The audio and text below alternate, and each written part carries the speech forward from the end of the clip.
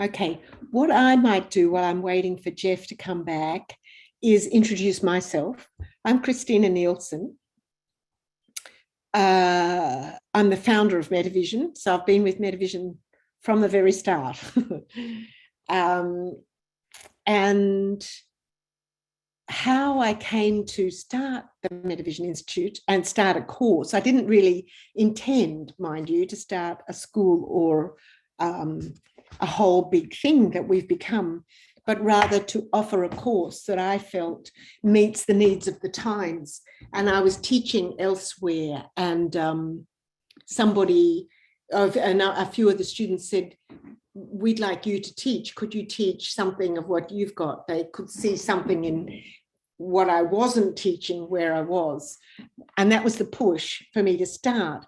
And the curriculum has grown out of all the study that I've done throughout my life leading up to that time, when I was really fascinated by the whole human condition. And I really wanted to develop and work with as holistic a view as possible. So I'd been studying Chinese medicine and social work and Steiner's work and process-oriented psychology, and also then working in my own, putting all those things together in my own clinic and my own practice here in the Southern Highlands where I live, which makes it like a sort of general practice. And that's the foundation of the curriculum. So, and so we started in 2004. Now I'm starting to tell you something about Metavision while I'm introducing myself. So I'll come back to me because I'm waiting for Geoff so we can start the way. Oh, there you are, Geoff. Good, lovely. Yeah, I got on to Dee and she just said there was an email sent with a link and there wasn't going to be another one. Oh, okay, all And right. looking at the numbers, I think what she said was the email went out at a certain time today, so anyone who tried to log in for it after that might have missed it. Oh, I've tried to log in after that or before that. Or the free talk, or Before. tried to register for the free talk. Oh, earlier. Okay. Okay, well, we'll do with what we've got. So I'll just finish introducing myself and then ask you to do that, Geoff, for you. So I've told you a bit about how I came to start Metavision, and I've also have family and had 3 children, and a lot of life seems to have gone water through under the bridge, and hopefully I bring all that to the Metavision Institute. So, Geoff, over to you. Hello, thank you, Christina. So Shall I say, Geoff is the academic head of the higher education part of the Metavision Institute. Yeah, so we'll talk both about the higher ed postgrad courses and the professional stream where Christine is the head. So we split those duties. Yep. So I'm an academic on the run from mainstream academia. My PhD is around human consciousness and the relationship to nature. And I did a master's previous to that on dreams and symbols and mythology. So pretty fascinated in all that kind of stuff. And I served as the academic director for the Phoenix Institute for a couple of years while they had a bachelor degree. And I've worked in a lot of childhood trauma. So trauma and eco-psychology, I guess, are my areas. Yeah, and now I'm the academic director and course coordinator for the higher ed courses at Metavision. So the one we'll concentrate on with a graduate diploma tonight. And yeah, it's great to be here. Thanks very much for coming along. Yes. So what we're going to do tonight is introduce you to a little bit of Metavision. I've already started a bit, and talk about the Metavision Institute, but also the Metavision approach, just very briefly. We'll talk about our courses. We'll talk a little bit about the graduate diploma and alumni. But the most important part is that we want to open it up for questions and answers, for your questions, and to be able to answer your questions. Hopefully, we'll do our best. And so while we're just going through this, keep your questions, because it's lovely to be able to see you if you have a question. And so once we finish, then we'll take away this little PowerPoint and we can have more spontaneous dialogue then. So, so we've done the introduction. What is the Metavision Institute? I've done a little bit of that. We, the hub and the campus, the base for Metavision, the office for Metavision is in the Southern Highlands at the moment. But our reach is far, actually. We've had people from overseas. We have people from all over Australia. And the way we run the courses is that we have intensives, 2 intensives of 6 days and 1 of 3 or 4 days, depending which year you're in. And they've been run in the Southern Highlands to date. Who knows what will happen in the future, but that's where we're having it, which is just outside Sydney. But people have come from every part of Australia, from Tasmania to Darwin, from Perth to Cairns, from, you know, the lot. But we've also had people coming from New Zealand, Singapore, Malaysia, Indonesia,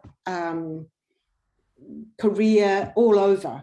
So, but we don't put a lot of emphasis on international travel, and we've put even less in the last couple of years, as you can well imagine, because of COVID. It's been made it a little impossible. Although we have had somebody who's just going to be finishing at the end of this year, who's been coming in from France. And coming in from there, of course, to our intensives is always a little difficult because it's for the time difference. So can we have the next slide, Geoff, please? Oh. I hope so. Yeah. We're stuck. What is Metavision? Metavision is the next slide. I can preempt it while you're getting it, Geoff. Metavision, where the term came from was many years ago, I was doing supervision for junior doctors as they rotated through the palliative care unit. And they asked me to do clinical supervision, but I was working, I'm not a medical doctor. I have a background in Chinese medicine, but this was in St. Vincent's Hospital in Sydney, very mainstream. And I didn't think I was doing clinical supervision. I was doing I had a bigger picture. And I felt I was using Metavision. Metavision is a view that's above and below and around. It's trying to give as big a picture as possible. So that's where the term Metavision actually came from. And then it became the name of the institute, and it's stuck ever since. And it seems to be here for the time being, at least. It's working. We established 19 years ago. With a small group of 9 people in a little garage.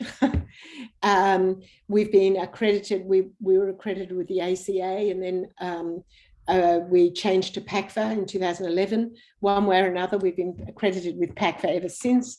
It's a bumpy road lately. I'll tell you more about that later. And then we had graduates coming out every year and going out into the communities. And they were saying that they felt they would sometimes didn't get the recognition that they felt they needed because it wasn't a government accredited course.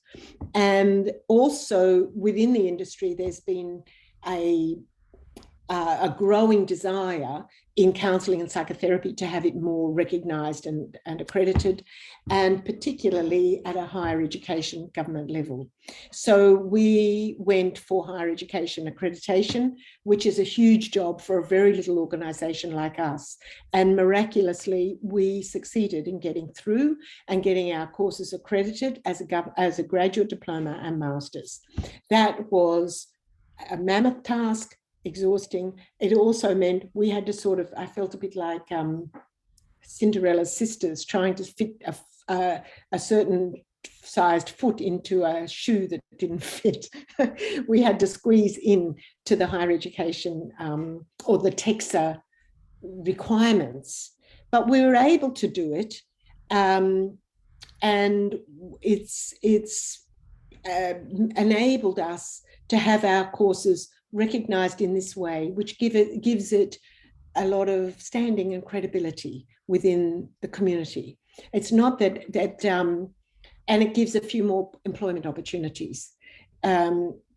It's not that it wasn't, we've built up a very good reputation actually, and people have come to recognize that graduates of Metavision are worth having and in their organizations and employment. But to get the higher education accreditation has really taken us a big step up. The course itself is attempting, we're always striving to walk our talk, to be as holistic as possible, to develop a holistic perception and to work with holistic education methods, which means we're working experientially a lot. We work with each other. We use adult learning methods. So there's a lot of collaboration encouraged between students within the class. We also take in a cohort, one cohort at a time. We don't cut up the units and you can come and do a bit of this unit, you can do that unit and then that unit.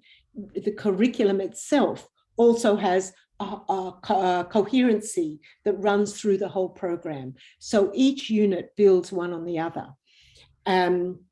We have our retreat style intensive workshops that are at the beginning of each semester where 4 units are really introduced. And that's where the cohort comes together and really forms a wonderful learning environment, a crucible for your learning, for your interpersonal interactions all the time, and a lot of collaboration.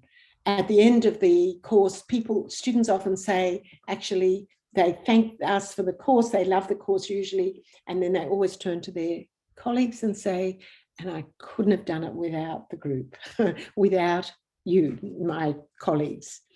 So Metavision, because we're small, we try to be here. We're here for you as well as possible to support your own journey, your own growth, and development of yourself as a counselor and psychotherapist, and your skills to be able to work with others. The student therapist is central to, really developing yourself, and the inner work is vital to our approach, because what's inside is also outside, and the way you are within yourself is the way you meet the client that you're working with, the people around you. So we've done Metavision. We can go on to the next one, please, Geoff. Oh, I thought I had. Are you not seeing the next one? Yes, that's what is. Wait, okay, I talked about it earlier. Yeah. So why holistic? Yeah. Okay, let's go on to David Bone's quote that'll introduce us to why holistic. One of the things that is obvious in the world today is that there's a lot of distress, and there's coming out of COVID, of course, and through all not only COVID, all the things we've been going through, and this time of enormous change has highlighted the fragility that is in the world, in people today. And David Bone made a comment about this 30, 40 years ago. He said, fragmentation, David Bone wrote The Wholeness and the Implicate Order, Man's Search for Meaning. He was a physicist.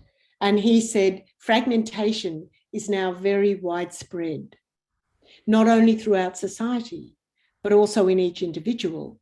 And this is leading to a kind of general confusion of mind, which creates an endless series of problems and interferes with our clarity of perception so seriously as to prevent us from being able to solve most of them. So, I mean, I could go on for a long time talking about the need for a holistic worldview and a holistic perception to really bring things back. And how do we cultivate that? We do that throughout the course. Could you do the next slide, Geoff? So a holistic perception is really important, because we're recognizing that a person isn't just the problem they come with. A person, we deal with the person, not the problem. We see the problem as an expression of something that's wanting to be unfolded. We also see that in these times, there's an incredible soul hunger and a spiritual thirst. It's like through the reductionist scientific method and the education methods that have really taken over in the last couple of 100 years, we've lost this sense of the whole, and we've also lost a sense of something of the mystery, and also the calling of soul, and finding meaning through understanding how things come together. And so that's what we're trying to offer, that we do offer in our course. So we the areas that we draw on are process-oriented psychology. We draw quite heavily on that work, which is the work of Arnold Mindell and associates. And this work has grown out of Jungian, Carl Jung's depth psychology. Arnold Mindell was studying at MIT in America, Massachusetts, studying physics, quantum physics. And he decided it was time to do a PhD, and he went to Zurich. As I understand it, he went to Zurich to do his PhD in physics, but actually he loved Zurich. He loved the cafes of Zurich. And I've been there. I went to the last intensive in process-oriented psychology in 91 that was held in Zurich. And I understand why I love those cafes, because they had this wonderful, cozy feeling. But in there, all the people from the Jungian Institute would gather, and he got talking to them and changed to study psychology and do his PhD in psychology.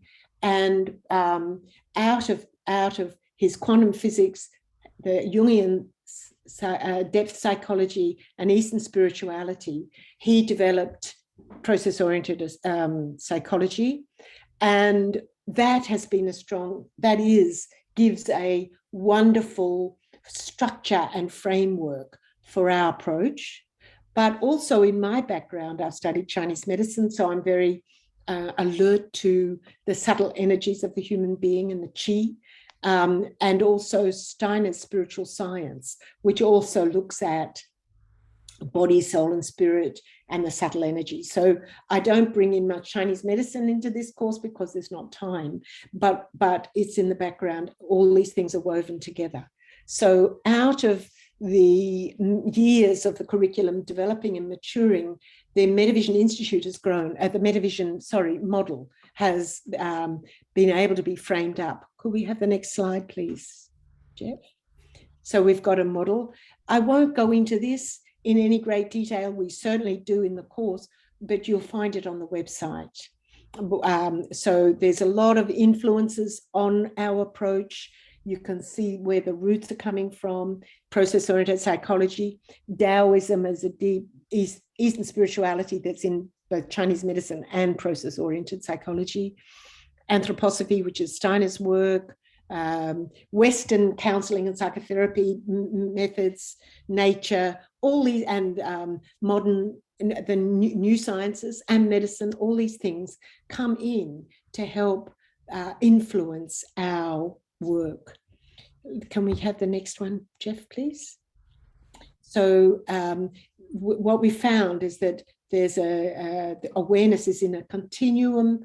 We are looking at body, soul, and spirit, or the mind and spirit, the psyche, or soul, which is a Greek word for soul, and the physical body, the movement through the, what's before and what's after. But we're working with what is, what's coming rather, but we're working with what is present in the moment, because, as we know from quantum physics, all time is here. It also can be tracked in a linear manner, but it's also you can be aware of what's calling you from the future as well. Next one, Geoff, please. So this is yours. Okay, yeah. I'll pop in a bit here. So, Good. from the higher ed side that I supervise, so we've got several other teachers with PhDs in the area, and also some with masters. Everyone brings a unique skill, and I'll say very much the same in the teachers in the professional stream, where Christina's the coordinator and director. Some real great practitioners that come together. So we try to combine the theory and the practice with everything we do really. So we do have some subjects that are a bit more theoretical and some that are almost completely practical, but we make sure that the teachers understand both sides of that. So yeah, so we the teachers all have expertise in some aspect of what we're doing, and of course the subjects that they end up teaching are the ones that they're best at. And as far as graduates go, 3/4 of the Metavision graduates have continued working in the field after their course, have been able to start work or continue work as holistic counsellors or therapists. Over a quarter of them are seeing over 10 clients a week. So, as far as going into private practice, those that go into private practice are really building good businesses. We do, with our model of just getting together just for intensives and then doing the rest online, we can cater really well to people all over the place. So you can see there that 2/3 of our students are from regional areas in one way or the other. And and even the ones from the capital cities, it's just such fun to get together for the intensives, especially the 6-day intensives at the start of each semester, and find out who's from where and how we all link up. 70% of Metavision graduates find skills that actually transferred into other areas of their life, which I think, that kind of makes sense when you're learning counseling and psychotherapy, that these are things that really we should be learning for our whole lives. And 90% found experiential learning, excuse me, please, very important to them. And we do a lot of experiential learning, even in the inner work subjects where we really just do, personal development as well as professional development. So I think we're really lucky to have courses where we get to have whole subjects devoted just to inner work and to how we develop ourselves and evolve consciousness and grow. So brass tacks, it's good to have all this stuff up front. All of this stuff is available on the web as well. These prices are concrete up until late November. I think it might be the 25th, but in late November, each year we have the CPI increase. The prices go up with the CPI. So anyone that enrolls before that date, these are the prices. The 25th of November, you're right. The 25th, thank you. Yep, so at the moment, we are enrolling people into the graduate diploma, which is exactly the first year of the masters, so there's absolutely no difference there. That's $19,500, and there are payment plans. You don't need to pay this up front. And then the specialist training, which is Christina's area, that's a 2-year course. That's $22,650. And then there's a 6-month holistic counselling skills course, which is really fabulous way of getting basic skills if you haven't done counselling before. So funnily enough, some people coming into the graduate diploma, they have a degree as you must to get into a postgrad course, but sometimes their degree will be something related to, but not actually including counselling skills. Like a lot of mainstream psychology courses don't actually train in counselling, social work and other things like that that are closely related. So if you want to come into one of our courses and haven't done any counselling skills at all, we do offer that 6-month course as a kind of a bridging course and a really beautiful person-centered basic skills course. And that's all online, that one, pretty That well, one's all online. mostly. Yeah, that's right. Yeah. And also there's the foundational counselling skills, which is a 7-week module, Oh, yeah. which if people can't get the 6-month one done in time to come into the bigger course, the graduate diploma, or That's a the. good point. And I have had people come into the graduate diploma and do that 7 week course alongside the first 7 weeks of the grad dip and do it easy because it doesn't really involve homework and assessments. It's just doing skills practice. And the same with specialist training. Yeah. Yeah. Coming in. Yeah. So we can ease you in there. And we've also had people who, who might have done a counselling course like 10 or 20 years ago and just want to ease back in with one of those bridging courses. So there's a couple of options with those ones. Oh, sorry. The admission criteria for the grad dip is a bachelor's degree, some kind of counselling skills training, but like I said, we can add the bridging course if you don't have it, and of course, English proficiency. And Christina, can you take over and talk about the entry into your STP courses? The specialist training program. This is grown out of what we used to call the professional training program, which was the main course that we ran before we had the higher education, and before PACFA changed their way of accrediting. So we have this 2-year program now. It has been accredited with PACFA, but it doesn't mean anymore that it automatically gives you membership of PACFA. There's been huge changes, and I'm happy to talk about all that later. I'm sure it'll come up with your questions. But the entry for this is a bachelor's degree or some such undergraduate course, or a professional training accredited by PACFA or somewhere else, and 2 years work experience, or 10 years work experience in a relevant field, or partially completed qualification at an AQF level 7, or a relevant vet at a level 5 or 6 associate diploma in certain ways.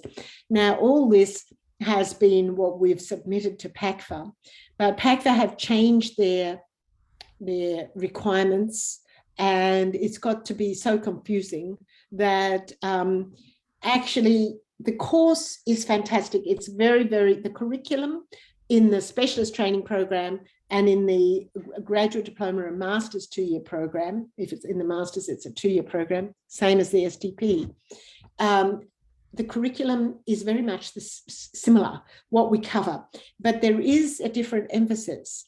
In the specialist training, it's more experiential, a bit more experiential, and a bit less academic, whereas in the graduate diploma and masters, there is more requirement on an academic level, which you would expect.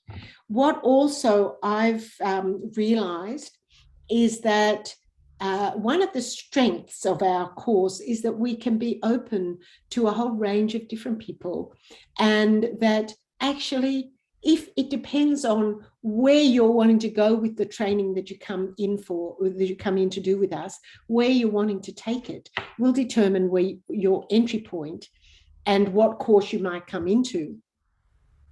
If you're wanting to come out with a AQF qualification at a level 8 or 9, then you go for higher education.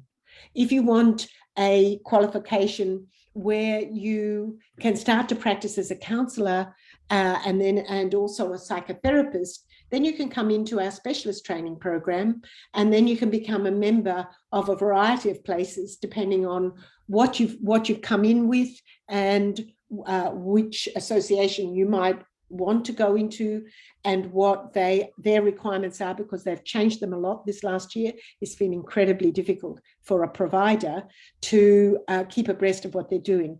But so really now also people come in and do it without all these necessary entry requirements if they're not wanting membership with PACFA or the ACA. You can get membership elsewhere. So you know that it's up to you. It's an incredible training, gives you a lot of skills. They can be taken into all sorts of different professional areas, and also it really develops your own interpersonal skills and awareness in the world. So that's the development on the STP. That, you know, people, we found some of the people who don't have a big academic background also make very good counselors and psychotherapists, and that's what PACFA have been trying to support. But with their push to up the standing really of counselling and psychotherapy in the industry, they've changed that view. But I'm wanting to keep a door open for people who have a natural ability and a natural desire to work with others, but don't have the academic side, but can get it and get the training with us to be able to be a good therapist.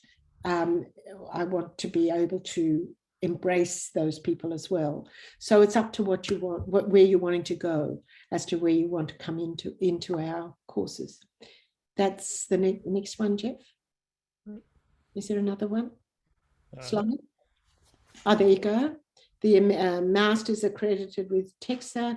The graduate diploma is accredited with TEXA, which is the higher education qualification, which is higher than a graduate diploma that's accredited with at a TAFE level, which is ASQA. Our graduate diploma is because it's university accredited, it's recognised around the world. And certainly all around Australia, whereas the VET courses, the TAFE courses, or the ones accredited by ASQA are usually recognised only in the state you do the training in. We haven't gone down that path. The specialist training is accredited with PACFA, but whether you can become a member of PACFA or not, as of 2023, depends on a lot of other things. So I've given up on that. And it depends, as I've said, on what PACFA are now requiring and what you have. Happy to talk further about that. So that's over to you, Geoff. Yeah, so we've got the dates locked in for next year. So both courses will begin on Monday, the 6th of March. With that 6-day intensive, as we said, so through till the Saturday. I think it's the 11th. And if you would like to drop into the bridging course, that starts on the 2nd of Feb. As I said, we used to have 7-day intensives, and now 6. So 6-day intensive at the start of each semester. Mm. We have a 3-day intensive at the end of each second semester, so effectively the end of the year. And in between, we just run Zoom classes. So everything else is online, and everything's on Moodle, so you upload online as well. And then we mark and then we return it through the Moodle platform. So obviously, during COVID, we had to actually run a couple of the intensives purely online. So we are capable of doing that if and when we must. At the moment, we're running them all as hybrid delivery. So we allow anyone who wants to, and we very much promote and support people coming in person. But of course, the way of the world at the moment is sometimes people can't come. COVID is still a reality out there, and people can't come with COVID. So now we actually we live stream the room to anyone that needs to do it online, and we record every session and every Zoom class. So for any reason you can't actually make it in person, we can now cover that both live and as recorded versions. And you can watch the recorded versions later. Yeah, we keep them for the whole asynchronous is the language. Asynchronous, that's correct, Christina, right? So we've covered all those bases, which again, for a small Metavision, proved a bit harder than it was for the big units. But then again, we have a lot of advantages by being small. We can change fast, and we can listen to students and fix things on the go. I've worked in the big unis. I did my PhD at Monash. I did my master's at Deakin. I taught at RMIT. So two of the biggest unis in the country, Monash and RMIT. And I know the difference. It takes ages to change things there. So I really value the small size of Metavision for that. But those are the dates. We just thought, as you know, I think the money and the dates, good to get it really concrete and upfront. And there's your links, which most of you would probably already be aware of. Metavision.edu.au. You can find all the courses there. Each of the courses will have enrollment buttons as well as tons of information about the actual units involved. And Sophie is our administration impresario. You can always call her on the office HQ line, or just fire off a generic email to inquire at. That'll get to her. And if it's for a higher ed inquiry, it'll end up with me. And if it's for professional stream, it'll end up with Christina. And, or Dee, who is our student support and liaison person, and also our some of the course coordinators, Rose and Lou, also sometimes to speak to people. Yeah. So I might stop sharing there.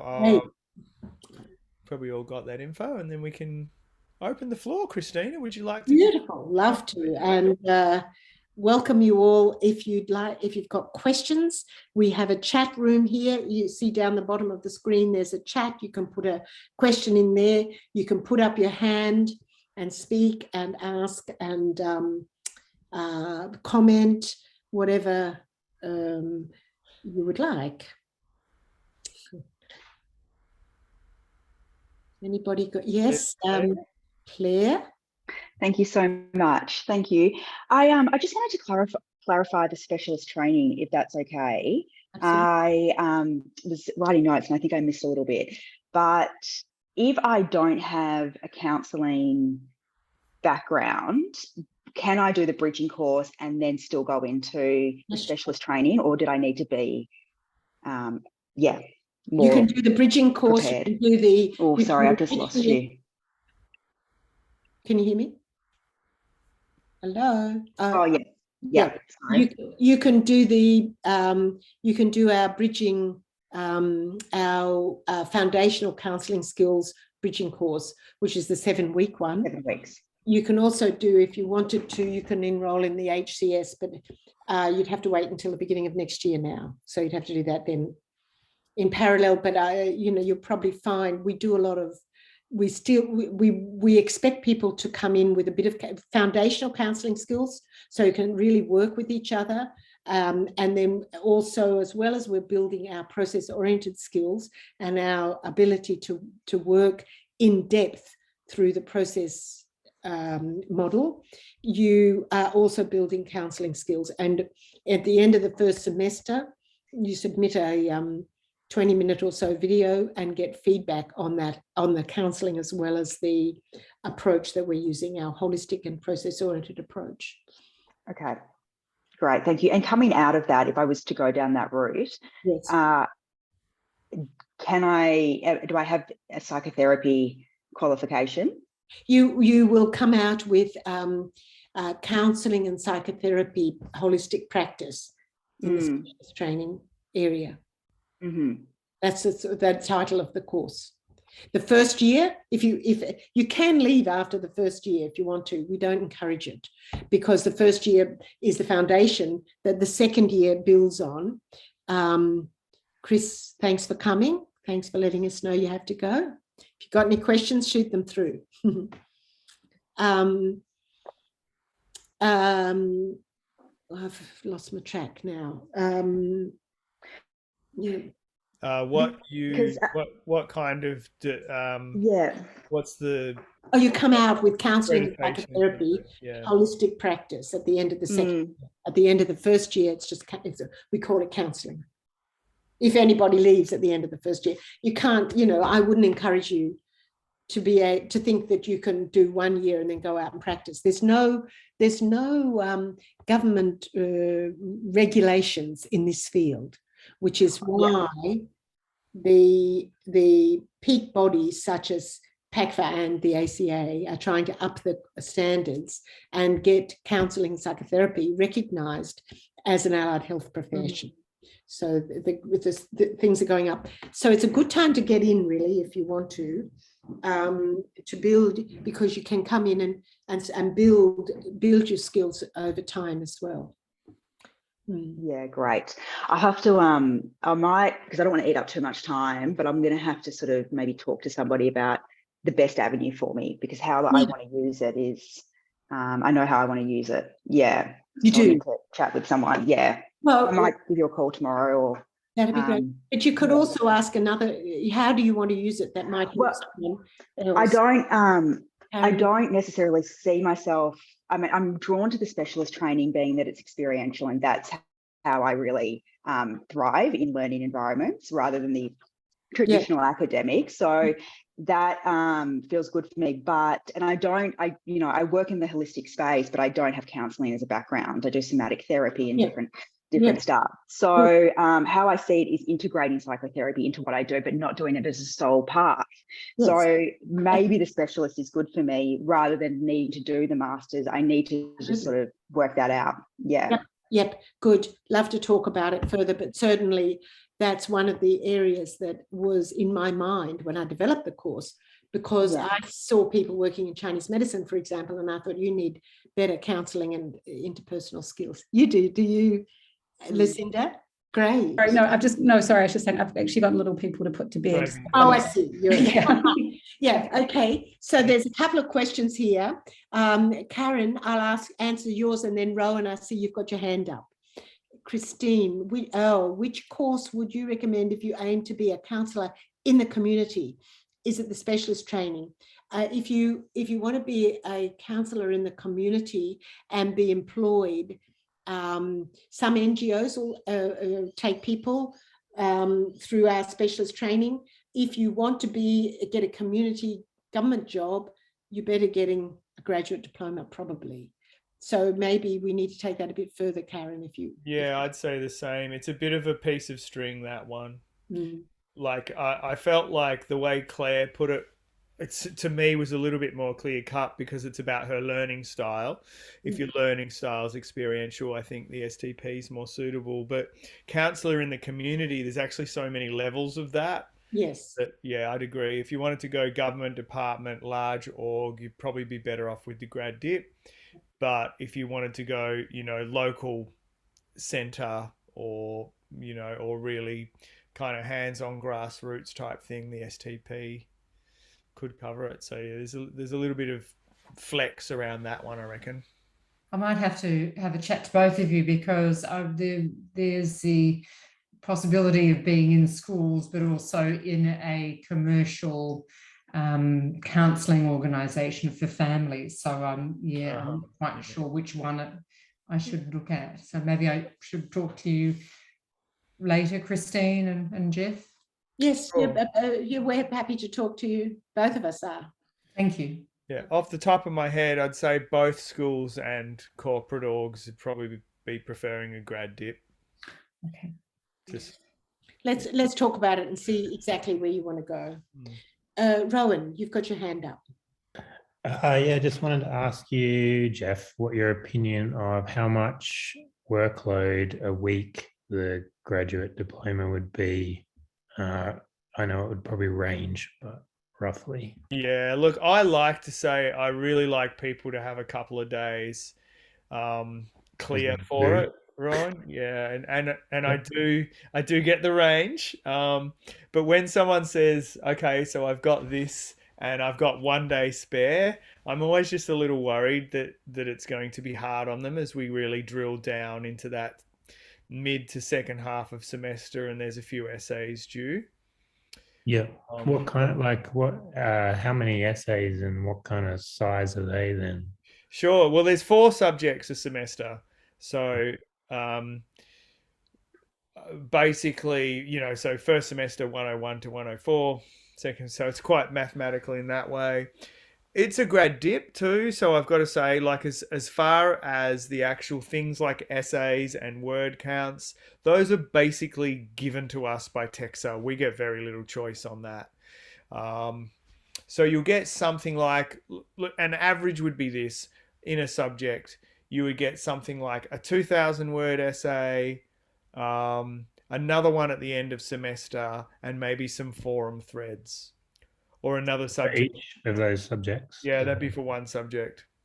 Yeah. And we are trying, Geoff, to introduce more experiential, like presenting a video or doing Yeah, we do something, some doing videos a few too. things like that, and audio work. And, Yeah. and journals. So I mentioned, I feel we're so lucky to have a whole subject just for inner work.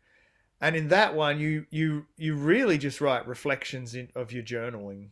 Mm. So that one's just like, I wouldn't say it's an easy subject, because you're actually reflecting on how you're developing as a person and what you're learning from the course. It's a deep subject, but it's not an academic one. You really have to reflect, and you have to show what your thought process and things like that. So there are more academic subjects and less. And as Christina said, we also do some video assessments where you set someone up and in one of them you do an interview, in one of them you actually do a counseling session and things like that. But that's about the workload, and my feel is a couple of days a week. Like, you do not need full time for it, but under 2 days, I don't like to see. I like to set people up for success. I don't like to see people burn out if they take on too much and think they can pull it off without too much time for it. How much do you think you have? Just out of interest. I can make it work, whatever it is. I just need to it depends on what else I would do with alongside, basically. Oh, okay. So, Yep. Yeah, I guess, but 2 days is definitely manageable. Great. But I mean, I don't write essays really fast. Well, of course, it's also a piece of string for you. Yeah. Yeah, it's always a piece. Courses. Was that? Can I just ask? Yeah. Jump in. Sorry, can I just ask for clarification? I'm glad of that question, because is that talking about the 1-year graduate diploma course? That was the grad dip. That was okay. So that's which says full time, but in fact you're saying 2 days will cut it. Well, look, we're adult learners. Like, Yeah. no one comes in. You can't get into this course as a school leaver. So, Yeah. Everyone's got a minimum of a degree and some life skills. So it's about the fact that you've already learned how to be a bit organized and to focus on things when you need to focus on them. Yeah. That's fantastic. I was looking at doing that as a part-time over 2 years, if that's available. But if you're saying it's only 2 days worth a week, that's doable. That's what I say to people. And if people have more than that, I'm overjoyed, because it means they can slow down and chew things out and take their time and really reflect and, throw in a bit of meditation if they can. So, yeah, but that's for me, that's a minimum to be able to do it well. Great. So there's a question here from Stahasha. You see on our website, our higher education courses are not offered to international students studying in Australia on a student visa. That means we can't help you get a student visa to do our course, because we're not PSYCOS accredited. We haven't applied for that. But if you are an international student already, can you take the higher education? Yes, of course you can. You can take the course. We just can't provide you. We can't help you get your visa. That's all. Does that answer your question? Sasha doesn't have a mic on at the moment, so hopefully that has gotten through. Let's leave it alive, shall we? And, and we've got Natasha. Just had a hand up for a bit. Hi, thank you. I wanted to I think I might have missed this. I came a little bit late. I just wanted to check the difference between the master's and the graduate diploma. I'm sure probably it's just my ego talking, but I always want to go to the top, that was at the top. What is the difference between the master's and the graduate diploma? Obviously there's a year, an additional year. Yeah. So what are we talking about there? Yeah, that's a really easy one. So basically the graduate diploma is the first year of the master's. The master's is the second year. Okay. And we don't enroll people directly into it. We enroll people into the grad dip, because you have to have that. And then we and then we just see how much appetite there is for the second year for the masters. We're running one next year, actually. Okay. So we've got that already alive. But look, I'm really hearing you. And actually, I interviewed somebody for the grad dip today who said almost word for word, that is this my ego speaking? And I was like, don't ask me that. I've got a master's and a PhD, so like I'm the worst person. Oh well, yeah.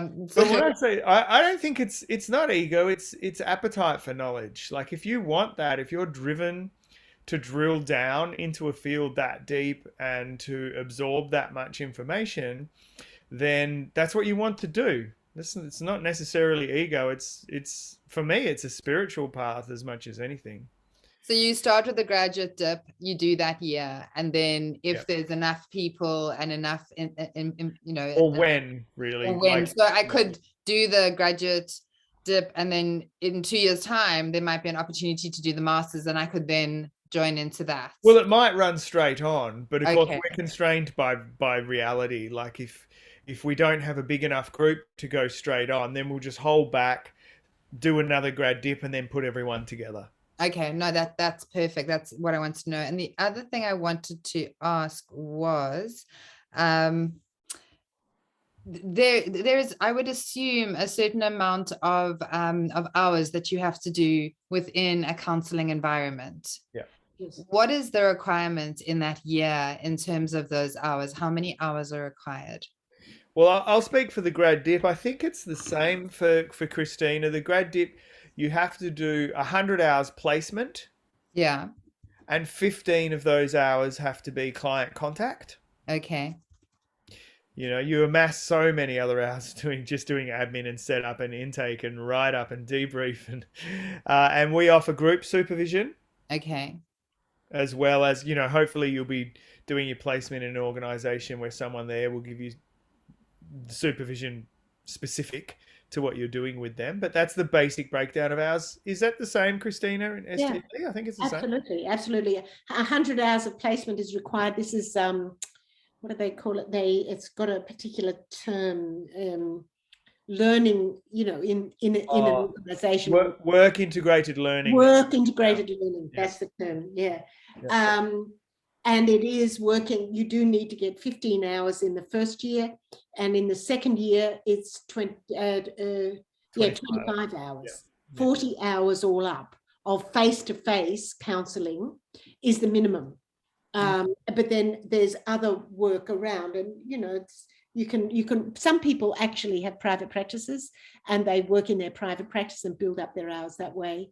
You know, there's a whole thing around then the supervision you get. We offer supervision in our intensives, and I certainly offer supervision to both cohorts, because the supervision is really the practical application of what you've been learning. It's so rich. Okay, this is my last question. It's going to sound so funny. What happens if I'm too dumb to get through it? No one has ever been that like, what happens if I'm too dumb? I've forgotten. I mean, I did a degree 1,000 years ago. I mean, that really worries me. I might be stupid. It's wonderful that you share that. Thank you. You're not the only one who feels that. Everybody's nervous at the beginning, and everyone's thinking that. And, you know, there's no such thing as too dumb. Okay, good. That makes me feel There's no such thing as a wrong question, is there, Geoff? Yeah, exactly. And really, it's about drawing upon your innate drive to help. And, you know, it's interesting because I'm a fully committed higher ed academic, but actually, I think the way that the vet system works, or that's what it's called in Victoria, where I was trained, I kind of philosophically align more with that, the idea of competency, that we will help you until you attain competency. Okay.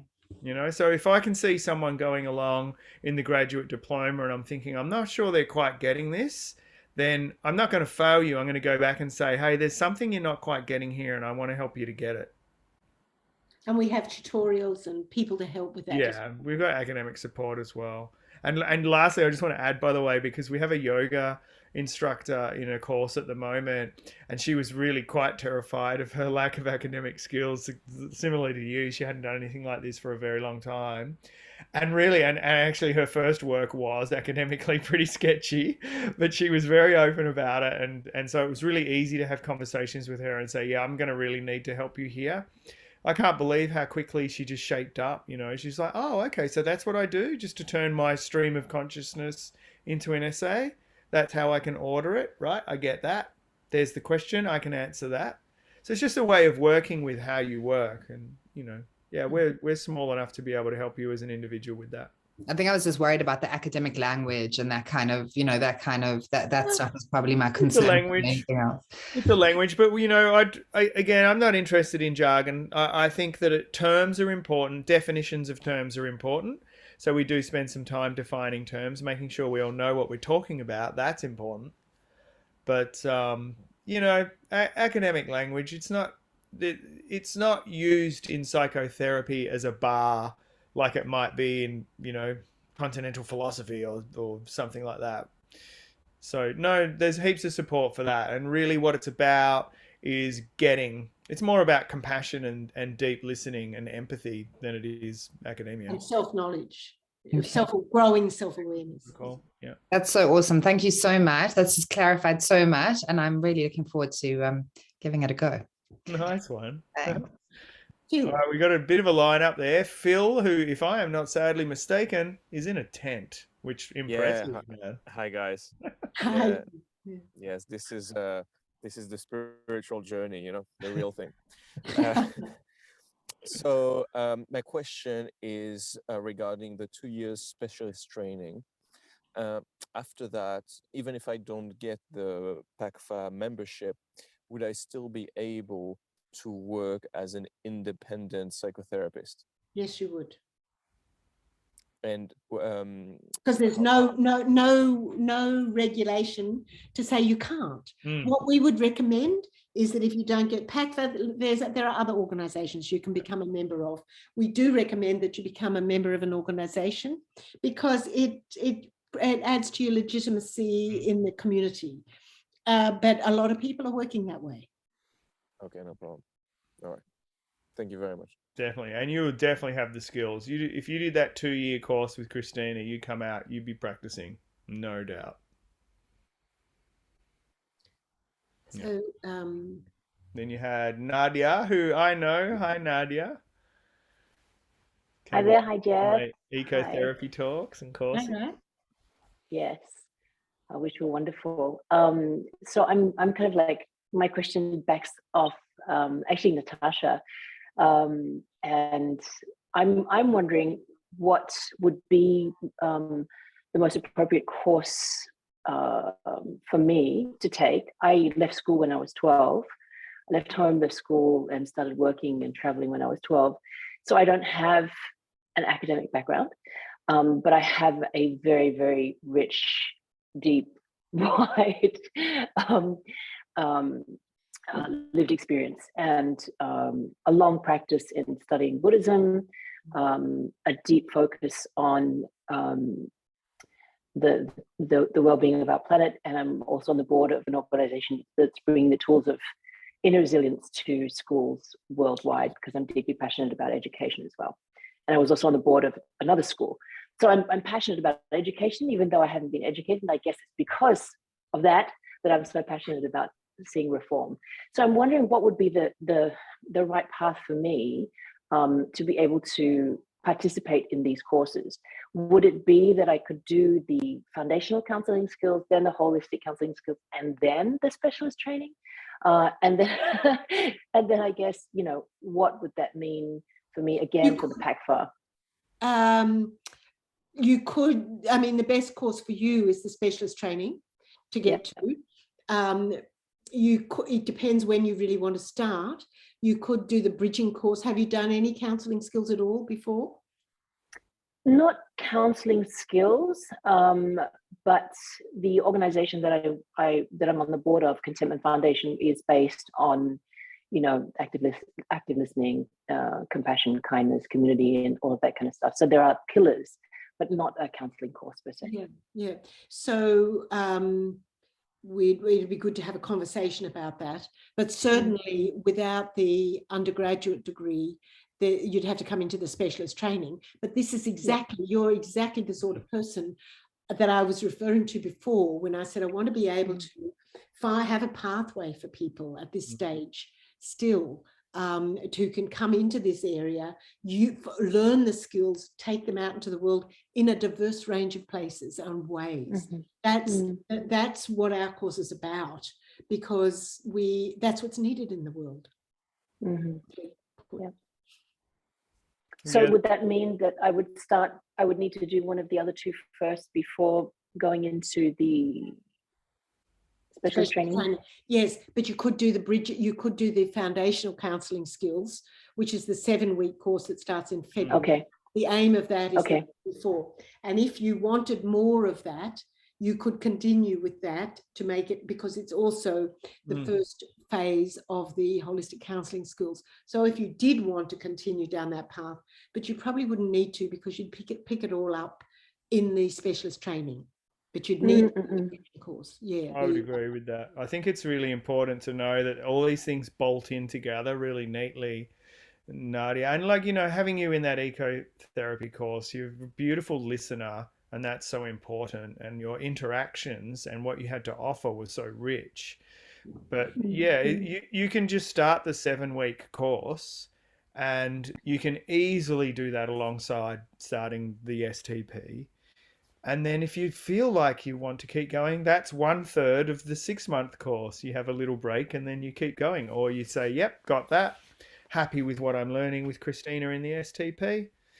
We'll go on. You can actually make that one up as you go along, really, depending on how you're responding to it. And of course, you'd check in with Christina and she'd give you her feedback as to where you're at and what you might like to do next.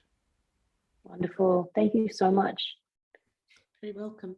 Now, Aeon, is that how you say your name? My name is Monica. Monica. I have a stack of questions. I'm just going to try and condense them. The first one's about the specialist training course. And could you give me an idea, Christina, of the time commitment? Like Geoff mentioned around the grad dip, 2 full days a week sounds like it's doable for that full-time 1-year course.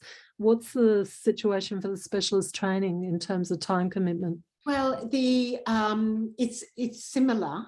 Okay. A little less in terms of the demand on the essays, perhaps a number of words, or we're trying to make it as more experiential. We don't have the same burden of responsibility and expectation that the graduate diploma and masters have. So we've got greater flexibility. That's the difference. Okay. So it depends. I always find it a difficult question to answer, because it depends how deep you want to go, how quickly you read, how right the essays are, how much, what we really want to encourage is your interaction with your study buddies, so that you can, because adults learn very well through relationship and conversation with other learners. Peer learning is a part of adult education that we really support. So, you've got to put time aside for it, though, to give it its due. So would it be true that there'd be perhaps less written work, but there would be more sort of online practice work, or what? I don't know. And are there more in terms of intensives? Is that comparable to the? No, they're the same. Are they the same? Okay. Yes. There's a little less written work. There's less written work, and we do encourage you to practice with your study buddies and meet with your study buddy. We set you up with study buddies at the very beginning, so that, and this happens in the graduate diploma as well, that you then work together and you can discuss the essays. You can discuss, talk about it, work together. You just don't copy each other's work, which is plagiarism, but you do. We really encourage collaborative work and building on each other and talking with each other and saying, you think that? No, I disagree with that. Or what they're saying in the class, oh no, don't get that, or I do get that, or whatever, That's stimulating. And then out of that, it's making it your own that is really important to me. It's and then following what calls you, because that's your soul's guidance, you know, where you're needing to go, and people do it differently. We've got our requirements, obviously, and our structure, but within that we try to meet some individual needs as best we can. Great. So in terms of the graduate diploma and the specialist training, are they, in terms of setting you up to do to set up as an independent counsellor, which would provide the most skills in terms of being able to step out and front up as a counsellor on your own right, sort of independently of another organisation? Because I know the grad dip is something that would appeal more to government or whatever agencies. I mean, I think they'll both prepare you. I think the emphasis in the graduate diploma is in the specialist training rather is a bit more on the experiential side of it. But we aim to have people graduate who can work well with the model that we've given you. And I always say it's a foundation. There's a lot of lifelong learning to go on. We're always developing, and it's who we are. Often, once you've got the structure, you've got the foundational, all the skills. I mean, and process work is a huge topic. It's not something you get the foundation in 2 years. You can go on. It took me, I mean, to get the highest qualification in process work, it took me a long time because I set up Metavision in the meantime. So, but you know, there's a lot of study, there's a lot of work, a lot of practice, there's a lot of learning that's constant, you know, and that's what's so exciting about it. Yes. Very stimulating. I've got more questions. I don't want to stop other people. Maybe Stephanie wants to jump in. I've got a couple more questions. I wanted to ask about the sizes of the classes, like what sort of group would work, would you know, I mean, obviously it may depend year to year, but I'm just wondering for a general idea. Well, we've gone from 15 to 42. I mean, 42 was the largest class we've ever had. We usually have, and then we've had, you know, now because of all the difficulties we've had over the last couple of years. It's a nightmare with COVID, with weather, everything, and we don't know what's ahead, you know. Now they're talking about recession and economic, well, who knows? Yes. Okay. But we, you know, we still work with people individually and get to know everyone. And the other thing I really need to know is the dates of the intensives. Is that something I can find on the website or? Yeah. Okay. I'll have a look at that if that's doable for me. Oh, are they up? I'm saying they're definitely locked in. Christina, are they up? I think they're on the website. Dates of next year's intensives? Yeah. Anyway, I'll double check that tomorrow. Okay, great. And note to myself. The last one, which is a very big question, I guess, is you referred to sort of covering the latest science, you know, the in terms of the course, and I'm just wondering, you know, how much somatic stuff is in that?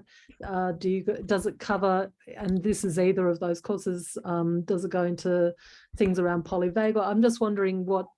Yeah, good question. Yeah. We draw on some of the new sciences. We certainly have a focus on somatic understanding very deeply, work with the body in all sorts of different ways. We don't teach polyvagal theory, but we teach attachment theory and things like that. We work with very much in a trauma-informed way, understanding the body, how to work in those sorts of areas. Geoff, do you want to add? Yeah, I mean, you know, obviously, well, not obviously, but my inner work practice is Zen, which is fitting really well within the rest of the Metavision sort of curriculum. my background is more consciousness studies and eco-psychology, although I've worked in therapy and trauma as well, as I mentioned. So there's I will bring some of those new things to the game, but yeah, no, pretty much what Christina said. We use Bessel van der Kolk, Body Keeps the Score. That's a text that I'll bring in every now and then. I've been trained in polyvagal. All these ones, yeah. Yeah, and I know Francine, who teaches attachment, will talk about Porges and the polyvagal stuff too. So we all stay abreast and we all bring those things in, but they're not actually part of the curriculum. Well, they are part of it, but they augment, because we're working with our process-oriented approach, which is to follow. If you're working with the body, we really learn how to follow the proprioceptive signals. The signal. And be able to work with that and unfold the message in a body symptom, in a dream, in whatever's wanting to present itself and be unfolded.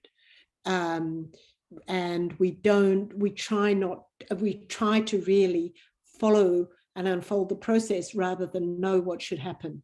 And that's why we don't put a lot of emphasis. For example, in fact, there's a graduate, very smart woman who graduated from Metavision, loved Metavision, and then she really immersed herself in the polyvagal system, and she changed her way of working. And I was seeing her in supervision, and she was losing heart. She was losing passion for her work, and she found that by putting too much emphasis on the intellectual understanding that polyvagal system brought and how she felt she needed to teach her clients that, just took the heart out of it. But it's not just the heart, it's the more spiritual unfolding process, soul and spiritual unfolding process that she lost track of. And when she got back in touch with that, you then can integrate some of that knowledge, but you put it in the background and you bring it when it's needed.